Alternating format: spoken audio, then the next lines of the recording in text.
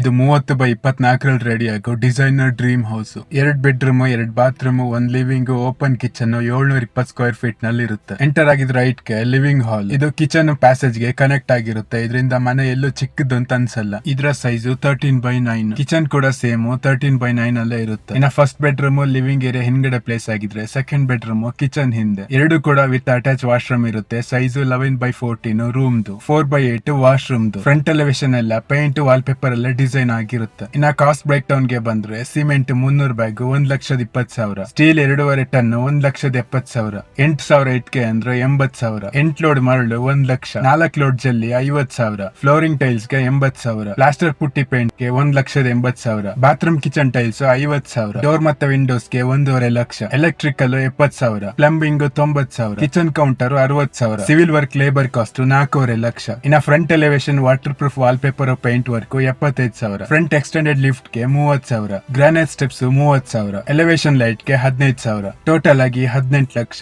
ಇದಿಷ್ಟು ಬರೀ construction cost. ಇದರಲ್ಲಿ compound, interior, false ceiling, sump, over head water storage, land value, land levelling include ಆಗಿರಲ್ಲ. ಚಾನಲ್ಗೆ ಹೊಸಬ್ರಾಗಿದ್ರೆ ಸಬ್ಸ್ಕ್ರೈಬ್ ಮಾಡ್ಕೊಳ್ಳಿ. Thanks for watching.